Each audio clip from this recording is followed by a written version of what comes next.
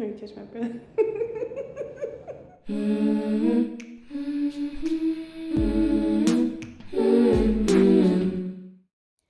What's up, guys? Welcome back to your weekly FaceTime call / favorite podcast. I know you guys just literally listened to it, but can we take a moment to appreciate the intro sound? I just love it so much. Every time I pre-record an episode, I just listen to it a couple times to hype myself up.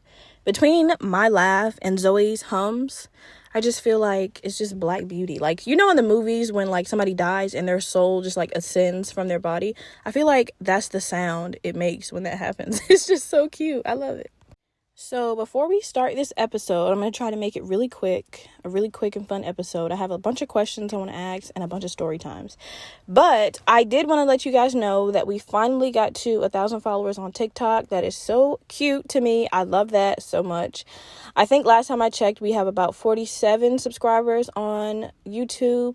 And I think maybe 130 followers on Instagram. You guys, that's so sweet. I love that. I know I keep saying this, but I really never thought anybody would listen to this podcast. And you guys are just showing so much love. And I get a DM maybe once a week from somebody new or somebody telling me how much they're enjoying the podcast. And I know that y'all think that I'm over-exaggerating when I say I cry, but I literally be tearing up. That's crazy. I love that so much. Especially when it's black women. Oh my gosh, I love a supportive black woman. I am crying and throwing up every time a black woman says something nice to me. I'm just yes, sis. I want this podcast to be the black girl podcast. I want every black girl in the world to be oh yeah, I listen to Chemically Imbalanced Black Girl podcast. Yeah, that's my shit. That's my girl. That's my homegirl. What? That's the goal. I'm not stopping until literally this podcast name has come out of every black girl mouth ever. That's in America and outside. Somebody from the UK hit me up 2 weeks ago, and I was what? I don't know if I've told this to y'all, but London is literally my favorite place to travel ever. I've been 3 times. Oh my gosh. I said we made it out there. That's crazy. Oh my God. But okay, guys, let's start the episode. I want to start this episode with saying, I don't know what's been going on, guys, but I've been super, super emotional lately. I don't know if retrograde is in Mercury or up my ass. I don't know what's going on, but I've been just so full of anger and sadness. And so that leads to my first question of the day. I want to know, what are you guys' go-to sad songs?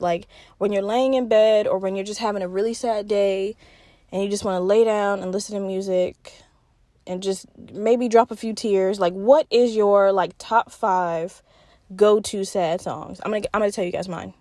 So, first and foremost, even if this isn't song number 1, it's going to be in rotation. These are top 5 in no specific order, all right? First of all, we got Rosalind by Bon Iver and St. Vincent. Y'all know that song. If you're a Twilight fan, you immediately knew the song as soon as I said Rosalind. That song, pulls a sadness. It pulls that 2008 sadness out of me. You know what I mean? It pulls out that deep-ass 4th grade, my crush doesn't like me back, I want to be a werewolf, but I'm in love with a vampire. It brings out that deep-ass sadness, and it's just I just need a good cry. I put on Rosalind.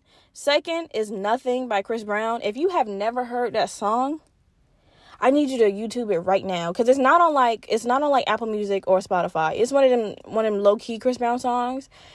Oh, whoever he wrote that song about, please, I would cry every time I heard it. Oh, he loved that bitch so much. That song tear me up every time. Third, we got Lost Boys by Ruth B. Peter Pan was one of my favorite movies as a child. I really didn't want to grow up.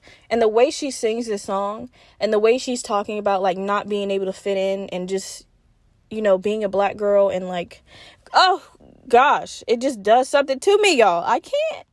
Then, of course, the song that's probably on everybody's top 10 is Do You by Neo. I mean, because come on now. When you listen to that song, even if you're over all of your past relationships, there's one specific ex that you think about when that song come on. You can't tell me that I'm not telling the truth.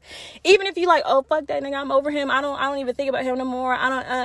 When you listen to Do You by Neo, I promise you that man's gonna pop up in your mind. I promise you that man gonna pop up in your mind. And then last for the top 5 list, I don't know why this song makes me sad. It just does. It's Pink and White by Frank Ocean. Like, the melody of that song just makes my heart ache. Like, it makes me so sad. I don't know why. Every time I listen to that song, the tear might not drop, but it'll definitely form.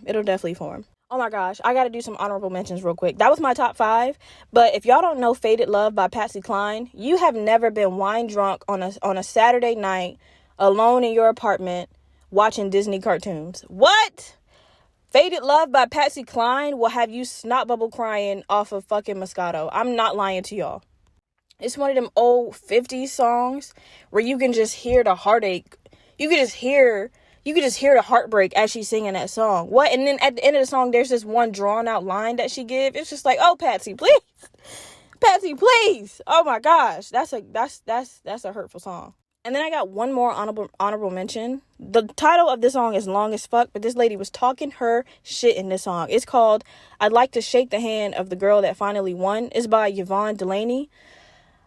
When I tell y'all that bitch was talking her shit in this song, one of the lines is, she's like, I'm not gonna tell the girl about what we did last night because I'm not trying to ruin your wedding day, but I want to shake this bitch hand because she got it. She won. But me and you, we know the secrets. But since she got the ring, I'm gonna shake her hand and I'm not gonna tell your dirty secrets because it's your wedding day and shit. Boy, when I tell you, I said, oh, these old white women in the fucking 40s and 50s, they used to be talking they shit. Oh my gosh. Let me shake her hand. After what me and you just did last night, I want to shake her hand because she got the ring. And I ain't gonna say nothing. Yo, y'all got to listen to that song. It's crazy. Oh my gosh. I'd be crying my ass off. Oh my goodness.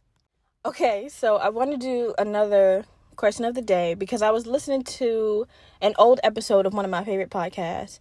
And this question came up. And I had such a different answer from both of the people in the podcast. And then I was reading the comments about that certain part, and I was like, damn, everybody's answer is different than mine. Or I saw a couple people with the same answer as me, but just with different like explanations. So the question is, would you rather witness the end of the world or the beginning of the world? Right? And my answer is 110% the beginning of the world. I'm gonna tell you why. First of all, the end of the world feels like it could be tomorrow. You know what I mean? I just feel like we're like currently and constantly like watching the downward spiral of Earth in itself. I just feel like that's not something that, you know, would be like, oh, I wonder when it's coming. It's like soon, or at least it feels like it, you know? People really don't give a goddamn about this Earth. Global warming, people out here littering, don't nobody give a fuck. I just feel like it's closer, or it's not that big of a wonder like the beginning of the Earth is. I feel like and I also forgot to mention, once you witness whatever you choose, you get to go back to your present day life. I forgot to mention that. Once you pick, if you rather watch the end or the beginning, after you watch it, you get to go back to your life as you left it. And I feel like witnessing the beginning of literally everything, being able to witness the first flower bloom, the first tree grow, the first animal that was either born or placed, literally the creation of the galaxy and the Earth, the first ocean that was filled, the first person, I just feel like I would have a better outlook on life and I would appreciate my life a lot more than I do, because that is such a gift. Everybody's going to be here for the end of the world. You know, that's going to be a together tragic day. But to be the only person that has witnessed the beginning of literally everything, I feel like my outlook on life when I got back to my present day life would be filled with so much more gratitude and understanding and appreciation. Also, however the world ended, had I did choose to witness the end of the world, whenever I got back to my life, I would be such a fucking wreck. Like, I feel like I would just try to prevent it from happening, whether it be an asteroid or the sun just collapsing in on the Earth. I would be a fucking psychopath. I don't think I would mentally be able to handle to go back to my life with knowing how and when the world is gonna end. I'd be on the news every day like, oh my god, it's coming. Like, I'd be that nigga off of Fairly Odd Parents. Like, I'd be tweaking every day because I know it's coming. I'd be a lunatic. I'd literally be a menace to society. But you guys know I've shared some of my, stories and, I have all these insecurities, and I might not have the most gratitude for my life as, most people do. And I feel like if I got to witness the beginning of literally everything, then I would come back a changed person for sure. Also, this is going to be super sad. Like, if anybody clicked on this podcast to hear like a really fun episode today, just kind of slide to the end, because this one is going to be really, really dark and a little sad. But it's a thought that I have all the time, right? And I just want to know if anybody not can relate to this, but at least understand where I'm coming from. If you've ever felt suicidal, or you've ever felt like you don't belong here, or you didn't want to be here anymore, I just want to know if you've ever had this thought, or like I said, if you at least understand where this thought process is coming from. So by now, I know either all of you guys or most of you guys have heard about the recent school shooting with the kids and stuff like that. I am really not desensitized to, because I used to have a really big history of being suicidal. I'm going to give you guys an example. Kobe Bryant and his daughter is one of the most saddest I've been in a long time. That really broke my heart, as if Kobe Bryant was like my dad or my uncle. I can't even express to you guys how much I was crying when I found that out. The reason why stuff like that is really makes me emotional and really gets to me is because there were times that I used to literally get on my hands and knees and pray that I died, right?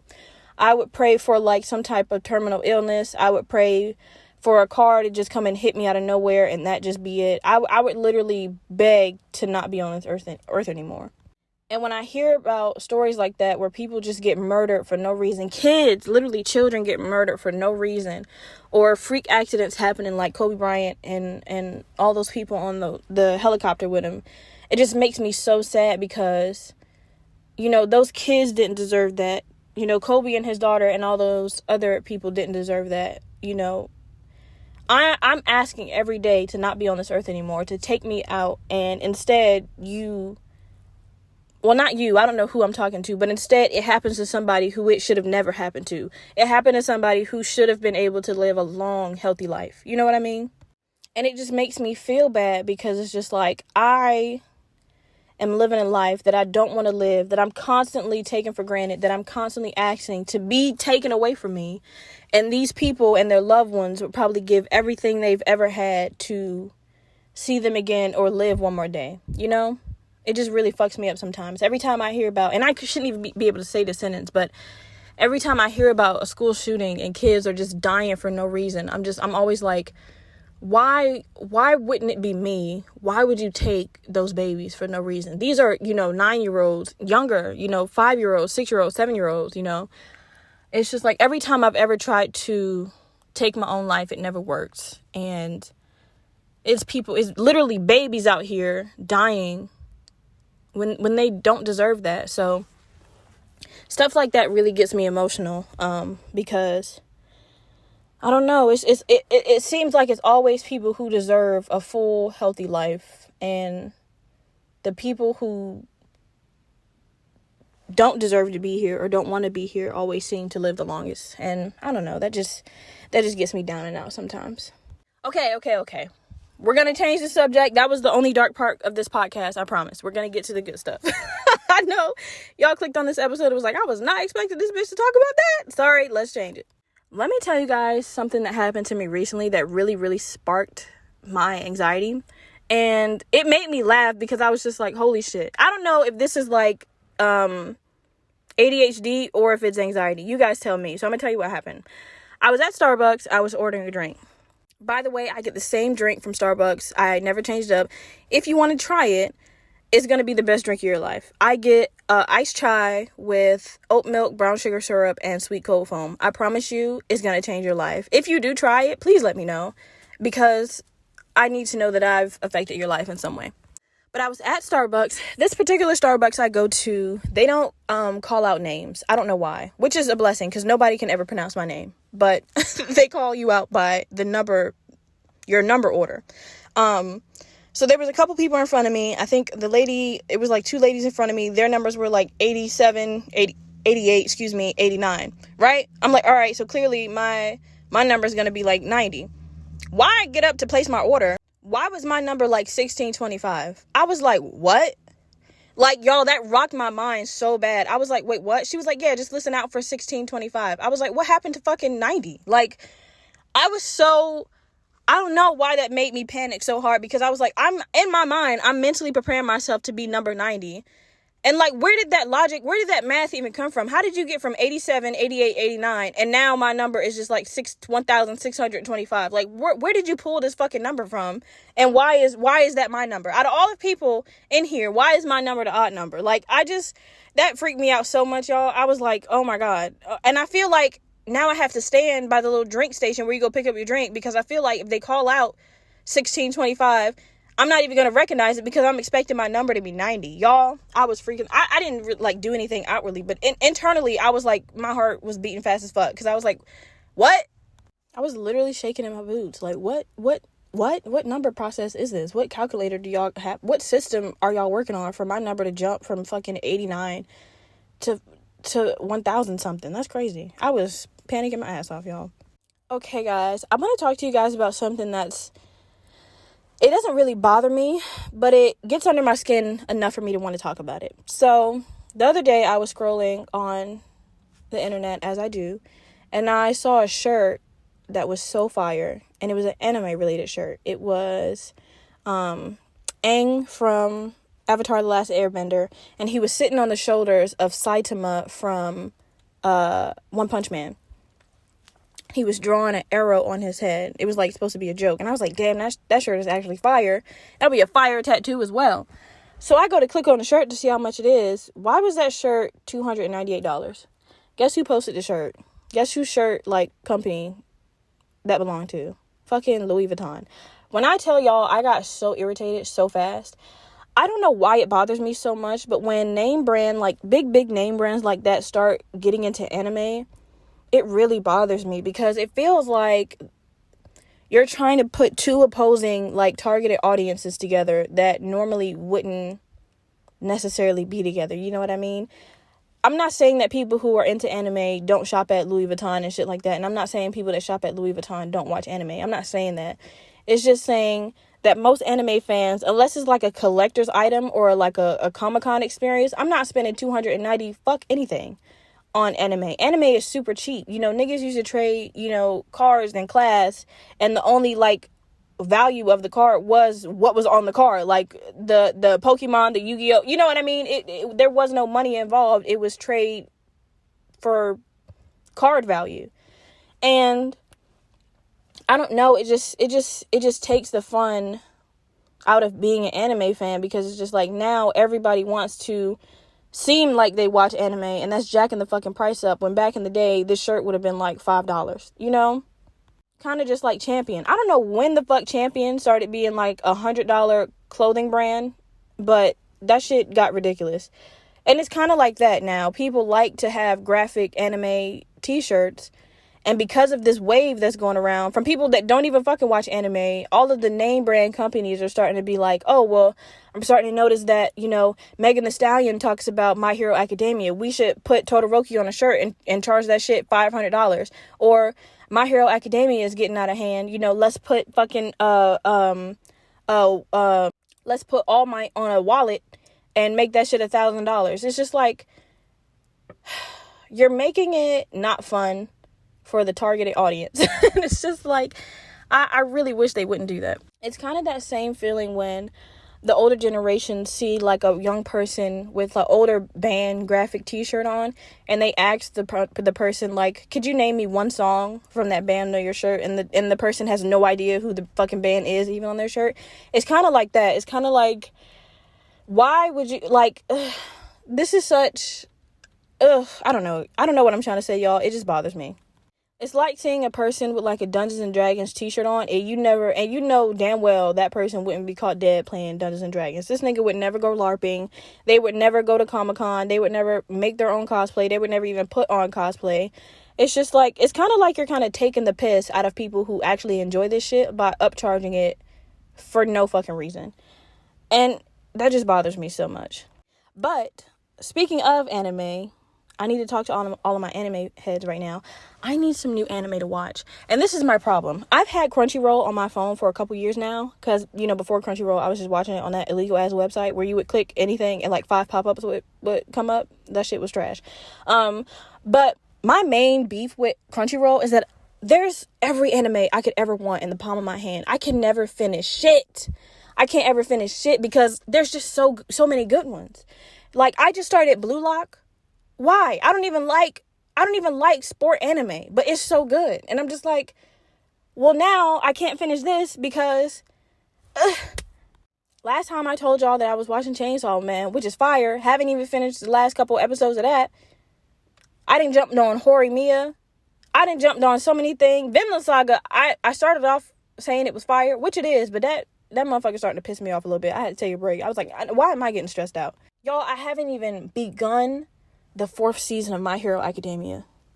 I haven't even started it, y'all. And My Hero Academia is one of my favorite, new, recent animes. I haven't even started it.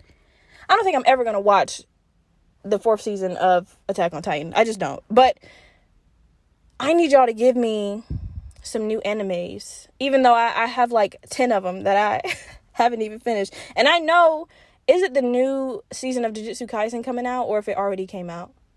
Haven't finished that. Y'all, I'm really slacking, but it's because I jump back and forth from so many different animes. And I watched one episode of, I might butcher the name, but it's My Life Reincarnated as a Slime. I got recommended that by a friend, and I was like, oh, okay, this might be something I could get into, but I just cannot finish anything. And I was talking about this movie the other day with a friend, but it's one of those movies that I have to watch once a year because it's just such a good, it's such a good mind movie. And all the anime people are going to know what I'm talking about. Y'all know that movie, Your Name? Brother, sister, that is a good ass movie. And that movie be making me cry too, but it's just I have to watch it every year because when I first started watching the movie, when I first ever clicked on that movie, I did not know the mental roller coaster that fucking movie was going to take me on. And it's just by the end of that movie, my jaw was just dropped. I was like, yo, this was a fucking masterpiece. What the hell? That's why it make me so mad when, back to my original point, that's why it make me so mad when, name brands get on that shit, because y'all don't even know how deep this shit goes. Y'all don't know about Cowboy Bebop. Y'all don't know how deep this anime shit goes, and you're just slapping shit on a shoe for $2,000. It's just please, save it.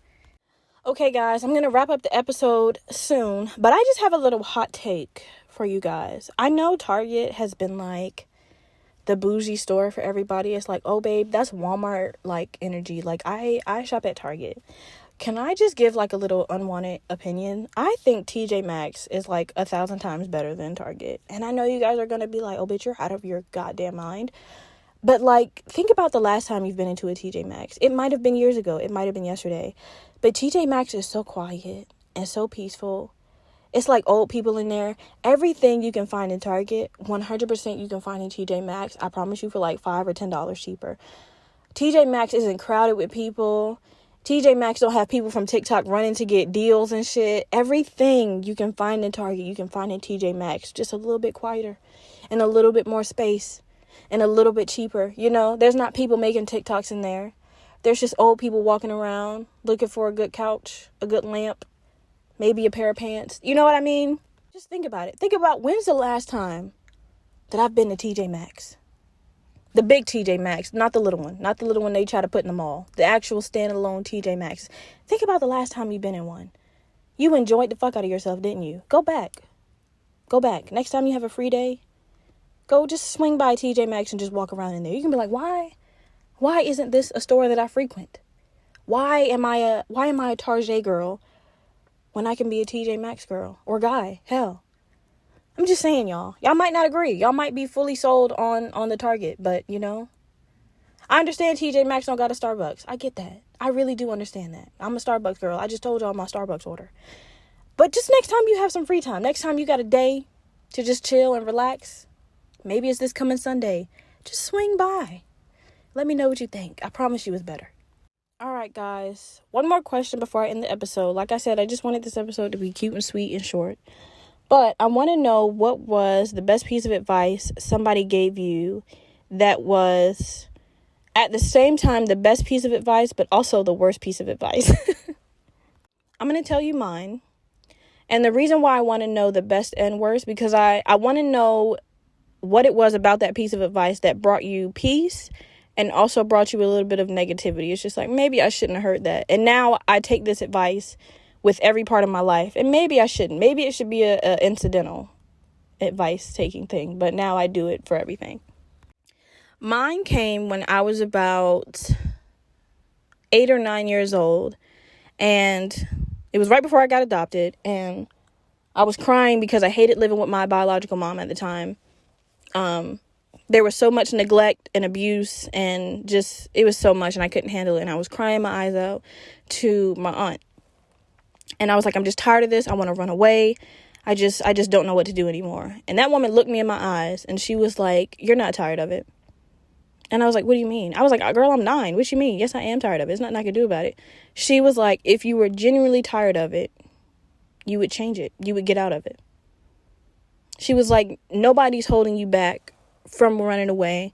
Nobody's holding you back from calling the police on your mom. You have all the power to change your life and your situation as if you were an adult. If you were really sick and tired of it, you would do something about it. You would change it. You would get out of it. And I was like, hey, bitch, you might be onto something. I was like, hey, you might be right. A few months after that, I was adopted. But, now that I'm a grown adult, anytime I've had it with anything, whether that be a job, a relationship, an experience, something I'm just trying out for fun, anytime I know for a fact I'm not enjoying it and I'm not going to enjoy it the next time I do it, I'm not going to enjoy it tomorrow.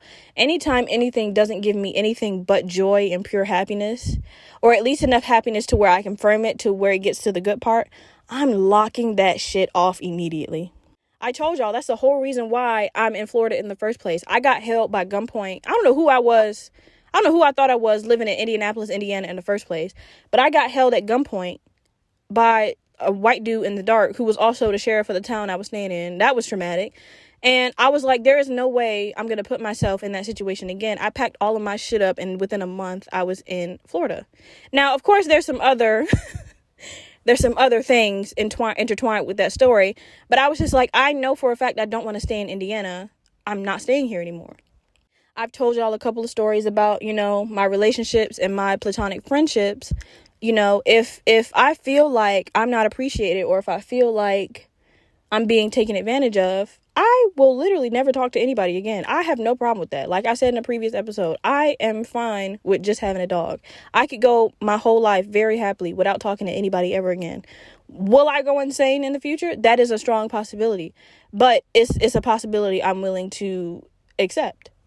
So I just want to know who and what gave you the advice to where it was good advice, but you kind of use it for good and bad. You know what I mean? That's all I want to know. Okay, guys, that's the end of the episode. Please don't forget to like, comment, and subscribe. We are on YouTube, Spotify, Apple Podcasts, and your girl's on TikTok. Let's make this podcast the podcast. Okay, y'all? I want to hear you talk about it in the streets. 5 stars if you're feeling frisky, and 5 stars even if you're not. All the beautiful music in this episode is by the amazing Zoe Marie. Zoe's music can be found on all streaming platforms, so please go listen and love it just like I do. And I'll see you guys in the next episode.